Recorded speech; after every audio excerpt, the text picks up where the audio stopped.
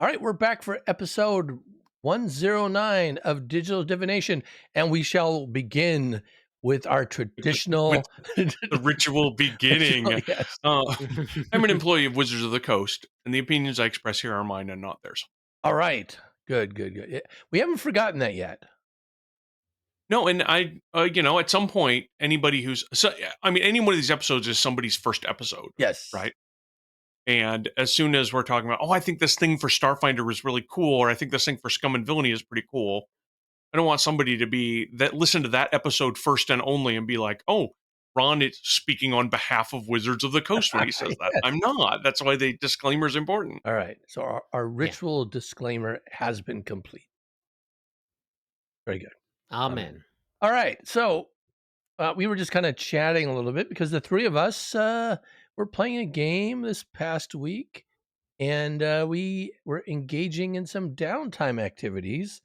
And I thought we could talk about. I really enjoy those downtime activities in Scum and Villainy. Actually, every time we finish playing that, I'm thinking, man, this is so much fun because it's such a light game, but there's so much you can do role play wise, right? It just is wide open. Oh yeah. And so this weekend, I started thinking, I need to build a campaign around the Blades in the Dark system so I can run it for everybody because it's fun. You're about 2 steps away from making a Forged in the Dark game yourself. It happens. I feel like it happens to 90% of the people who play Blades in the Dark Yes. or something Yeah, Blades Forged in the in the Dark Dark. related. You can be like, oh, if I just change this and this and this, I can make a 1940s Hollywood themed noir, something or other, and it's not that difficult to do, to be perfectly honest. I know. And it gives you a lot of background for playing through it and thinking of things that it just kind of gets the creative juices going. So I look to see what systems are out there first because I've been wanting to do this post-apocalyptic thing for a long time. And they have kind of like a cyberpunk one, but not. I was actually looking through my Blades in the Dark stuff today because there's a I don't know if this is the one you saw. It's called CBR PNK, this sort of streamlined version of Blades in the Dark. It looks like Cyberpunk. Are there other vowels in the game? I hope there are more vowels in the game. No, all the vowels. That's how it's streamlined. All the vowels have been removed from the game. It's because I happen to be. I don't know if you're familiar with Quinn's Quest. It is it's a new YouTube channel about role playing games. It's mostly reviews. One of the guys from Shut Up Sit Down, the board game review podcast, and the con we went to, Ron. Oh yeah, that I've been wanting to get back to, but they keep not having. Yeah, they're all England, all in England. So coming to Canada, I don't know if they'll continue to do that. But anyway, Quinn from that, who we have met briefly, is now doing a YouTube channel where he reviews the role playing games, and the conceit is that these are tapes from the 1980s. It's a weird conceit. He's a weird gentleman, but anyway, he said he would never do an actual play for that channel, and then he put out an actual play based around a video game called Citizen Sleeper, which is a great video game. You should play it. Sci-fi. It's fantastic. It's like a visual novel kind of game, but it has like fun, like almost board game elements to it because you roll a bunch of dice at the beginning of every day, and you have to spend your dice to do things, and it's very good. It's a very good game. And the second one is coming out, I think, this summer. And so the creator of that game has always been. He said they've been inspired by role playing games and whatnot, and they had so they took this CBR game, CBR PNK, Cyberpunk, and are running that in the setting of the video game Citizen Sleeper. And I'm only like halfway through the 2.5 hour video that exists. But anyway, it got me thinking. I was thinking, oh, do I own that? I've bought a lot of Forged in the Dark. I must own CBR PNK.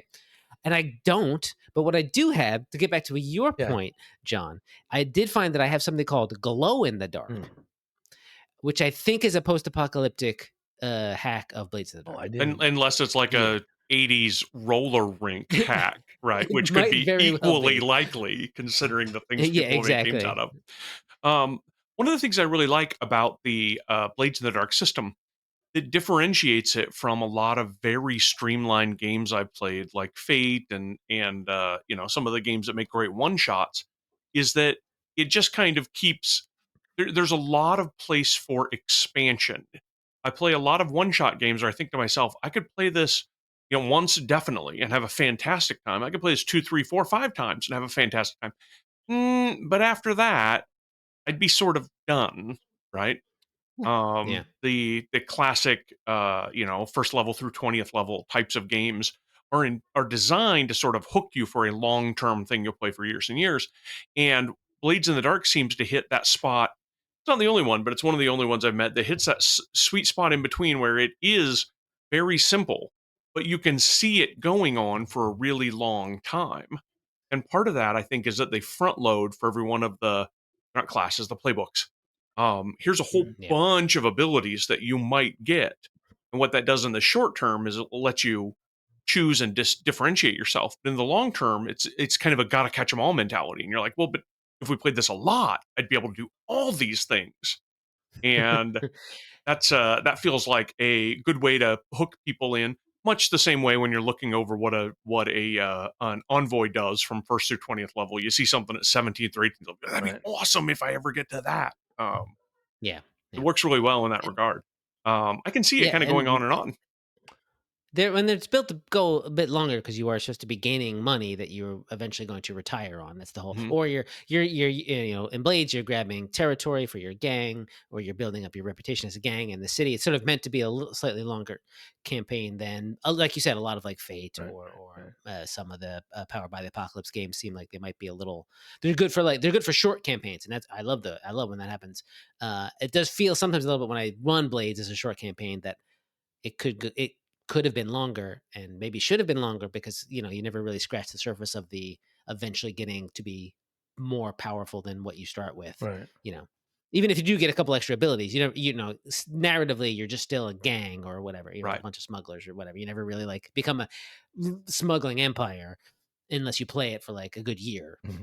But you could though, right? You could set up a campaign where you've got sort of pivot points where you start out as scrappy smugglers that then you end up earning enough sort of influence with people, or you get enough narrative things done that suddenly you're in charge of like this big group of smugglers that then becomes a different type of adventure. But you do so with all the same rules and the same kind of mechanics, right? You're never any less of a person who has to spend downtime indulging in vices in order to recover your stress. You're just, the stress is coming from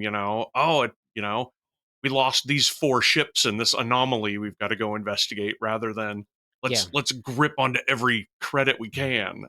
So exactly. Well, one of the things that has really impressed me about the system is the downtime rules. It's as we were kind of talking offline, how integrative they are to how the whole campaign works. And I just found the glow in the dark. It's on Drive Through RPG. It's somebody made it as another hack. Another person made it. Right. Yeah. But when compared to like Starfinder, kind of going through, there's lots of Starfinder downtime rules. And of all the games, and I've played Starfinder over the past, going on, 7 years now, I've never done anything in downtime. It's partially because with Blades and Scum and Villainy, they're like you said, they're so integrated in there. You need to take these downtime. You must take downtime activities at the very least to heal and get rid of your stress. Indulge your vice to get rid of your stress. Otherwise, you will not have a character after the next job. Like your character will literally just sort of burn out and or be killed. With games like Starfinder and Pathfinder, you're built around those games are built more around the sort of adventuring party and doing quests and maybe even having longer arcs, but the downtime is not built in because there's often this immediacy to a lot of stories that you end up telling. We have to rescue this person. We have to stop the lich from doing the thing before the dungeon explodes, etc. That almost precludes the idea of taking time Right. and doing something slow, like crafting something, or even just lounging or carousing or whatever the other ones, inoculating yourself to a disease that is coming up, because those things take days and possibly even weeks in game time. Well, and it's also shows maybe how far I've drifted myself from, when I was playing in my teens and even my 20s, where we would go through a book like the Character Operations Manual, page by page, and see what advantage we can eke out from everything. And as soon as we would see, in a game with something like, oh, if you take downtime to, we were just talking about it, to lounge, Right. with somebody to entertain you, well, then you start with temporary hit points equal to half your level and a +1 morale bonus on your first save. Well, once we realized that would be a thing, we would then hand wave it as an expected part of our characters. We'd be like, oh, okay, well, we finally get there. We've traveled. And I guess every one of us has half our level and temporary hit points and a +1 to a save, because why wouldn't we use the most valuable of these things that we've identified as something that you could acquire in the downtime in order to have it? So we'd have all these weird corner case benefits that we'd get for every darn thing because we were scouring all these books. And I guess it goes to show that I knew the downtime activities were here in the Character Operations Manual. But yeah, through many Starfinder campaigns, I don't think we've ever used them for anything in a way that wasn't kind of hand wavy. Like Right. crack technology is one of them, but you get something weird at the end of one adventure, and then the next adventure starts on the assumption that, well, you've had some time in order to crack this technology, and here's the lead to the next adventure. Mm-hmm. Mm-hmm. That's not really downtime. That's just a narrative thing that happens. It's plot time. It is. It's plot time. And I can see trying to build out these downtime things that when they're ancillary to be kind of robust, and it kind of starts with crafting because people want to take time to make stuff. As soon as you've got one character who is really good at taking time to make stuff, the other characters are like, okay, well, what am I going to do? And then you got to start thinking about all the different kinds of characters. And this person might want to carouse, and this person might want to, browse things in a library, and the player of the character who's never, satisfied with the way their character's built is probably going to want to retrain a little bit, and so on, so on. So they kind of spiral, even when it's ancillary. It can sometimes spiral into sort of a big thing, I guess. So that was me. That was rapid fire. My thoughts on downtime. Well, what I was wondering is how we could make it more integrative. So, Starfinder Second Edition is coming out. It's kind of built on the Pathfinder Second Edition engine. You have downtime in Second Edition as well. Is there something more integrative that could be done? Can we borrow from what Scum and Villainy does to make it much more critical? The Second Edition, rules do have downtime built into the core rulebook, right? Because they're the 3 modes of play. We talk about that pretty early on. So you do think about it a little bit, but oftentimes it's trickier because there's nothing necessary, right? You don't need to craft something technically. You can go and buy it if it's around. But in terms of like stuff with like Scum and Villainy, the conceit is that you can have whatever's on your list when you go out on a job. But there's some things that might not even be on the list that you might want to have something, and you might think of something cool. Right. And crafting it through downtime is the only way for you to get it. Right. For the most part, or you can say, I want to buy this thing temporarily. I want to acquire this asset briefly because I know it exists. I know there are jetpacks out there. You can either go, I want to acquire that jetpack as an asset for the next mission, or I'm like, oh, if I craft myself a jetpack, I'll have it forever. So it becomes tricky that way. So one way to maybe kind of do it, like one of the things that is sort of could be built in with Starfinder is you get a lot of actual downtime when you travel through space. Like you're spending, you roll, who knows how it's going to happen in Second Edition, but you roll some dice and you spend days, possibly even weeks in the drift. And oftentimes, we kind of just generally hand wave it. Hey, maybe, if you had you were down some hit points, obviously you're going to be healed by the time you get to where you're going because you're just going to be resting or whatever.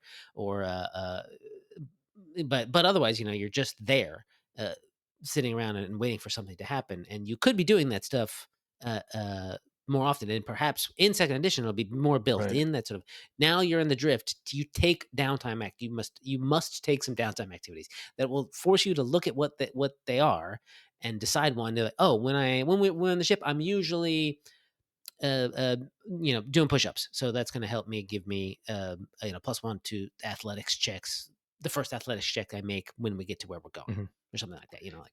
Well, right now, there's one thing that I see a lot in organized play is if your vessel has a relaxation suite, you can get one free resolve for everybody at the start of.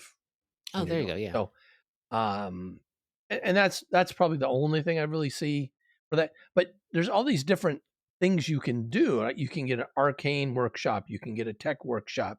You can get a med bay. You can get all kinds of things that you could do more with. And one of the things, you think about like adventure paths, one of the big things that we're always griping about players is that loot drops and it's the wrong loot, right? It doesn't fit what our particular classes or our particular archetype needs. Well, maybe during a downtime activity, that's something you can do is, okay, you have this thing, you can convert it. Or maybe I know there's going to be upgradable equipment in Starfinder Second Edition. Maybe during downtime, you would have to expend some resources in your downtime in order to do those upgrades rather than just pay money and have it done. Maybe that's an alternative system for doing it. Yeah. Yeah, and I think that getting that into use, it actually sounds like it'd be a lot like the other mode of play, exploration. I see a lot of games that are just about, we travel overland, we get to the dungeon, and then, okay, here's the first room, we'll go left, we'll go right, so on, so on, so on. But other groups will embrace that exploration system, at least if only for the mechanical benefit, to be able to say, okay, while we're traveling, I'm going to be scouting, so everybody gets +1 on their initiative. I'm going to have my shield raised all the time, and I'm just going to be detecting magic on everything, right? Some players who actually go through the exercise of, okay, we've, in this non-combat sort of prep time, what is it that I'm doing? And one of the cool things about that is that skills that you've invested in give you some of these activities that you either do better because you've got them, avoiding notice, and you're not really good at stealth, avoiding notice isn't necessarily a very smart thing for you to do. But you've also got, I'm invested in survival. That means I've got the, cover tracks, exploration activity or whatever.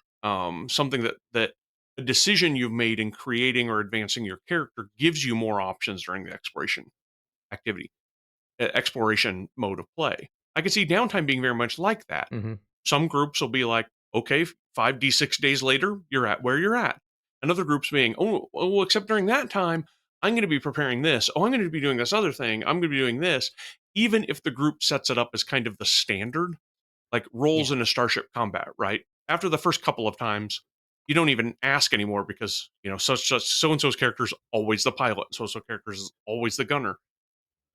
Exploration activities kind of are the same way in Path. This is the champion's always got her shield raised. And downtime could be the same in Starfinder Second Edition, where it's, here's our default way of prepping. And unless we tell you otherwise, this is how we're going to spend our time while we're doing sort of the downtime. Yeah. Yeah. One of the things about Scum and Villainy that really strikes me, though, is a lot of the exploration activities and downtime activities that we've seen in Pathfinder and Starfinder are all about doing stuff to prepare you for what's next. I'm going to get some temporary hit points I might use. I'm going to get a bonus to a certain type of skill check, or I'm going to, identify something that's magical as I pass it by. Whereas with Scum and Villainy, a lot of it is retro. It's recovering from things that already happened to you. How do you heal damage? Too bad we don't have a way. Yeah. You just have to spend some downtime doing it. I didn't get any experience. Now, too bad. Just spend some downtime, then you'll get some experience. So creating something as robust and as integral feeling as Scum and Villainy is may come with kind of the hard decision of telling people in Pathfinder or Starfinder, you just don't get X or Y, or you just don't recover from A or B unless you're spending your downtime to do it. Right. So like ability drain or level drain or things like that. Say, hey, usually it's like, okay, we'll spend money and get the technical or magical dude to go and fix it for us, right? Well, instead, maybe say, well, you have to go through some downtime stuff in order to recover for that. Maybe there's somebody in your party that can help you. Otherwise, you're on your own and whatever. Yeah, I mean, that would be kind of interesting. Yeah. Whatever you end up wanting to do, it is something you need to kind of introduce right away. Whether you are making the game or just starting a campaign that says, "Oh, we're gonna play Starfinder Second Edition," but I really want to make sure people understand what I want to use the exploration and downtime activities.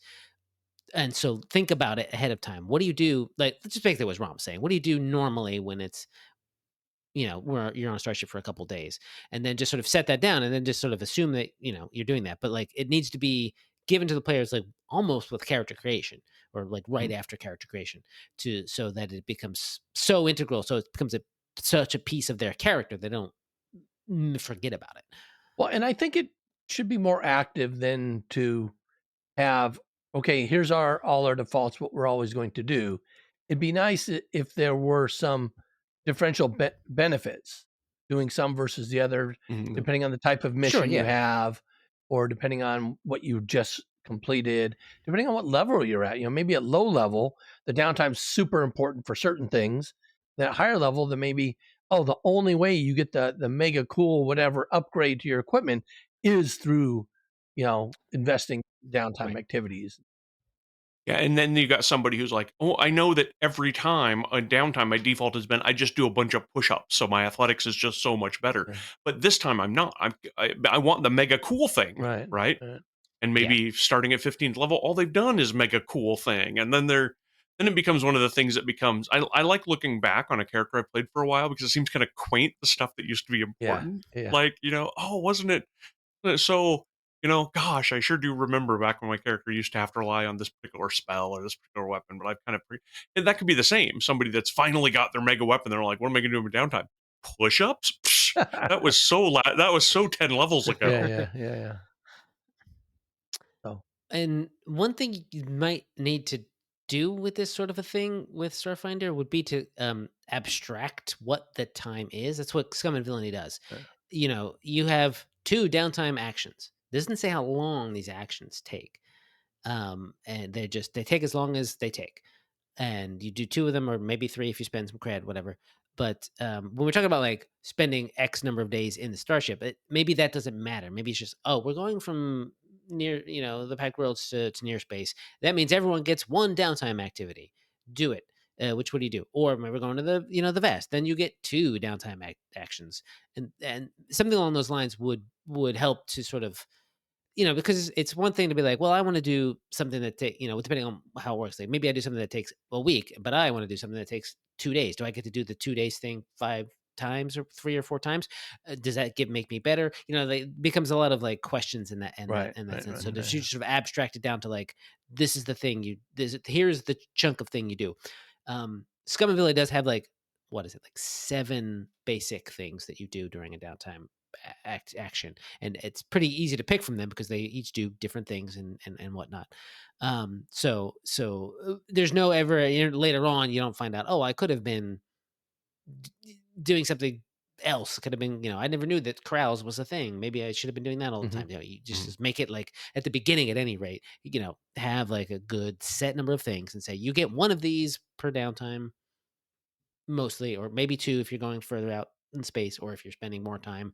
And you'll know beforehand. And maybe it's a thing. Maybe there's a thing like, can we take?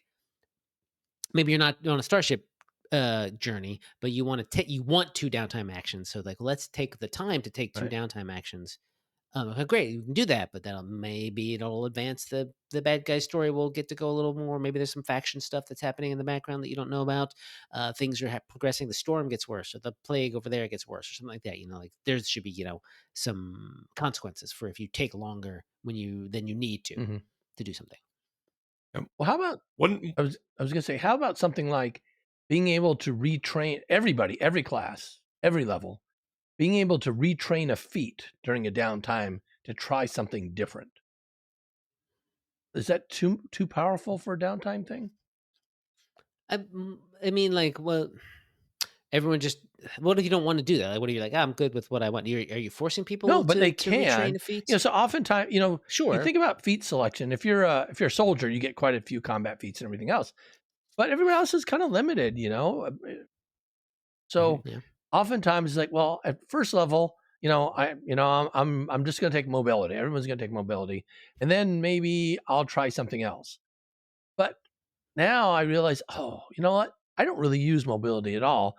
I would really like to have had taken something else at first level. Let me try something different. So it doesn't Mhm. penalize you for making, getting locked in early levels when you don't know anything, compared to when you're Yeah. 18th level and say, oh man, I never use that one thing, but I could really use this other thing instead. Well, that It's could work. built into the game. Yeah. Yeah. Sorry, Ron. Good. Well, especially depending on the game, that could be something that's just you know assumed. It's really vital.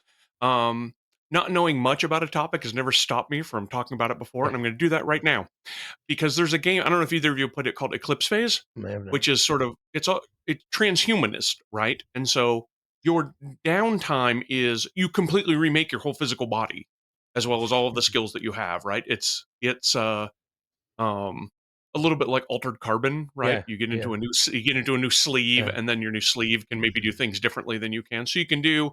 It's pretty generous with the amount of retraining you need to do, but that's necessary for the game because it might be, oh, this next clue is held in this domain in the bottom of this trench on this aquatic world.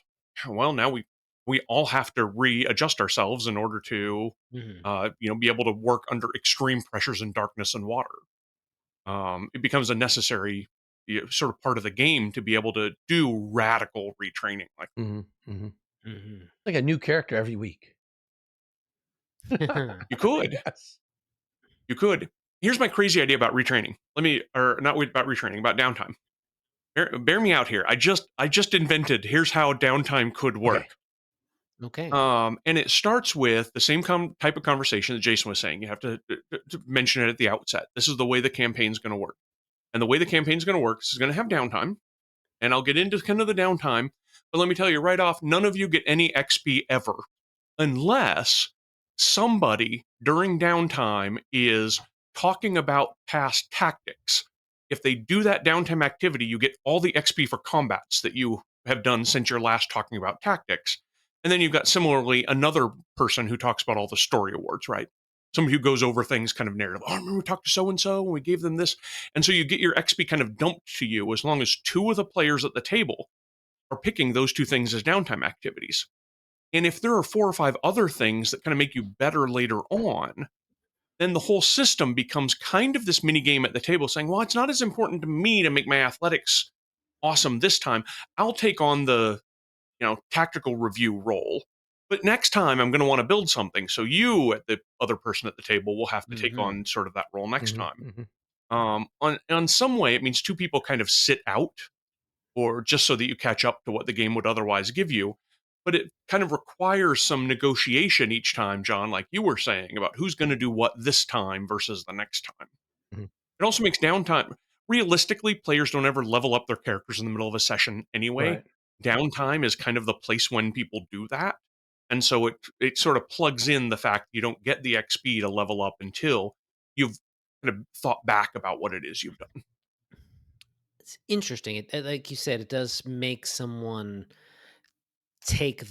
do the thing that everyone needs to do. It's Right. the Take one for who's the going to team. play take one for the team. Who's going to play the cleric? Who's going to play the healer in Mhm. this campaign? Kind of Yeah. thing, which is, yeah, I'm definitely wary of, because it could end up being one person doing it every Mhm. single time and getting resentful about that sort of thing. Which is why what's interesting about, let's sort of like say, summon villainy is healing is recovering from wounds is a downtime activity. But if you have a healer in the group, they can heal you, but it does not take their Right. downtime to Right. do it. So Oh, okay.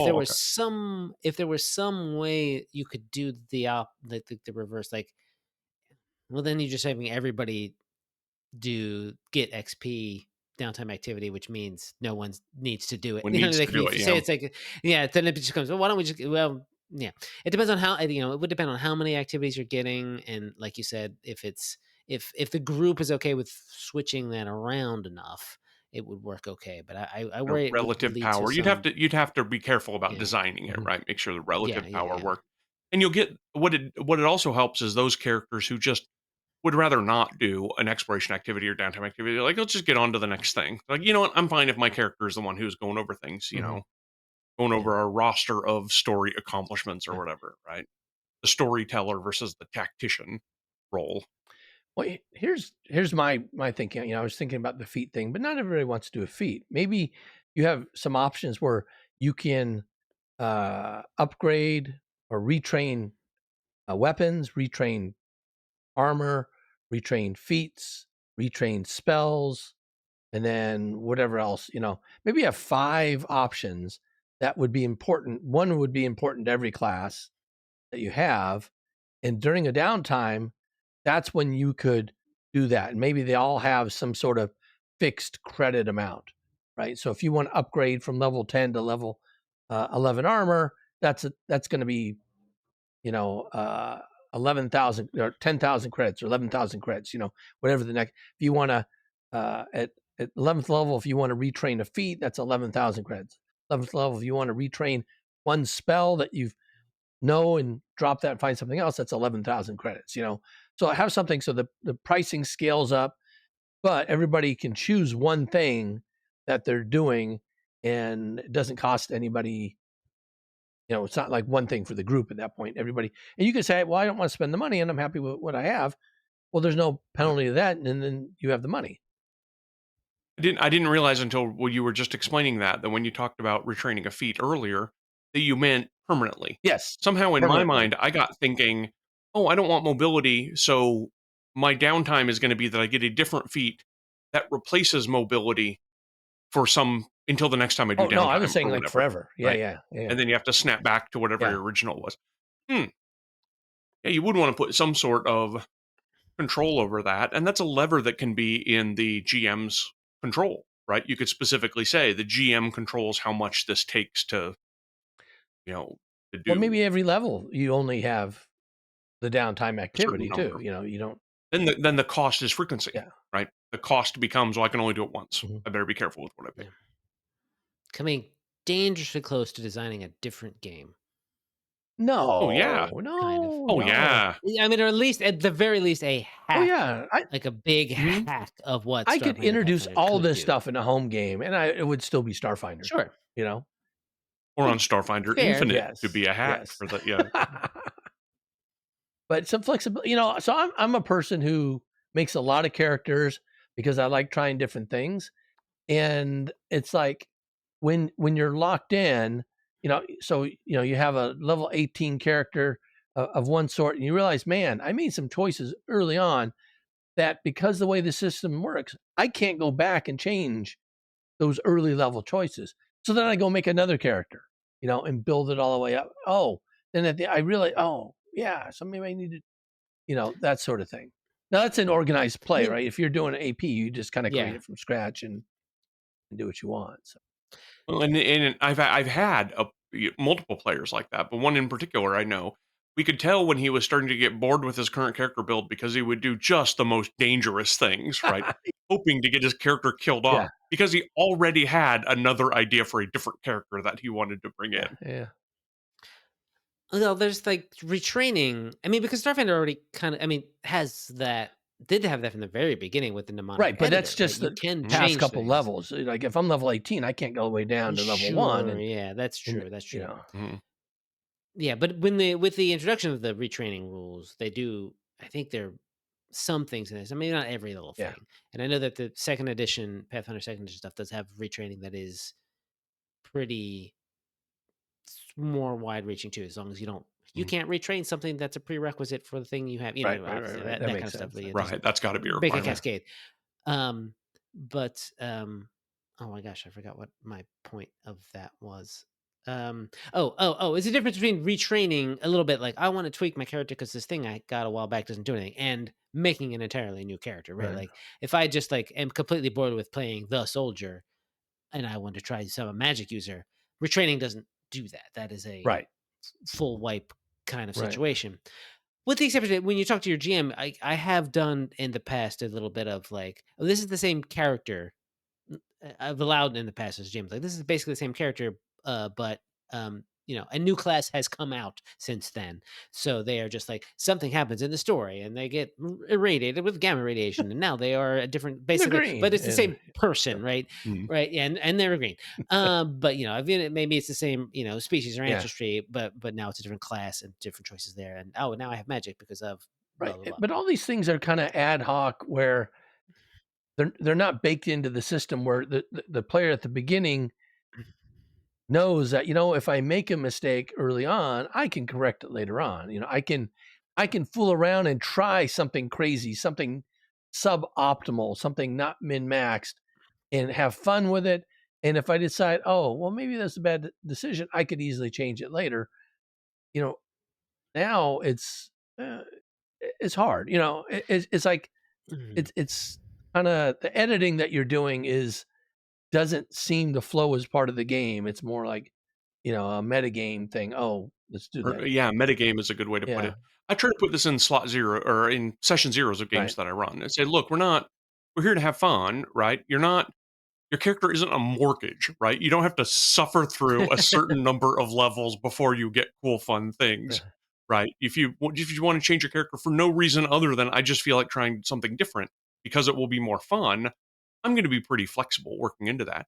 I suppose one thing that we haven't seen, and unless Mechageddon is very different than I think, that we probably won't see in Pathfinder first or Starfinder first edition, is to have the kind of adventure path, because you could build that into the rules of an adventure path where your characters are your abilities are kind of less sticky, yeah, and the assumption is that due to some plot reason for whatever, your characters can far more freely retrain or something like that. There's a little bit of that in the Bloodlords adventure path for Pathfinder, where it sort of specifically says, look, don't worry, the first time you die, you kind of get a pass because there's all these undead ancestries that you then can take.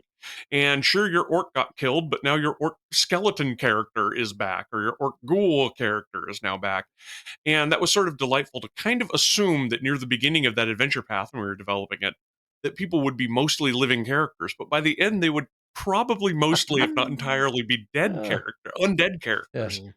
Mhm. But that kind of thing can be built into the story that you're selling, right? yeah, As part of an adventure path or some sort of narrative, or on a very small scale game, the local campaign, that right. whatever campaign you're doing, say here's how I want to run this, because there's a narrative reason your character's abilities are maybe more fluid. It's a thing you kind of get to assume with a lot of games too. It's like there's you kind of have the games are the rules, the framework in which you build everything, Mhm. but you don't have to be so like locked into them. And but they're not like, it's not written that you can retrain every 10 days or Mhm. whatever. But also like it is when we say, if you have at least have that sort of, oh, it's your game, rule zero, do whatever you Yeah, want, yeah, is basically, because it's difficult to write that in a game unless you're writing it from scratch, like say like an yeah. Eclipse phase where you're like, oh, you're going to be switching out your body parts every so often because it's a transhumanism game. It becomes difficult to codify that in the sort of core rules of a game of like, here, make a character, but also your character can change to a different character whenever you like. And like Right. is possibly also like maybe like daunting, not beginner friendly as much, because Oh, right. now I have to know the rules for every character, Sure. every class, everywhere, at all times. No, you can pick a character and stick with it, but like again, Well, and rule zero that's kind of why stuff. I kind of mentioned, as a downtime activity, having a choice in making, I would say, relatively balanced changes, small ones that you could do, so that you're not locked in. Third level, you decide, oh, that thing I took at first level doesn't work as well as I would have liked, or I want to take this other cool thing. Or heaven forbid, a new book comes out that has lots of cool things, which happens all the time.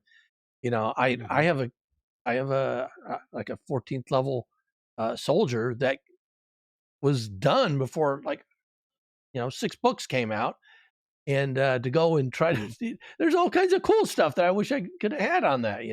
I can't go back and retrain it all. So, and that's more the point. I think wholesale changes, that's a completely different thing. But as a downtime activity, a choice to change something about the character or its equipment or what it can do, similar to Scum and Villainy, would be a welcome thing for Starfinder Second Edition. Sure. Yeah.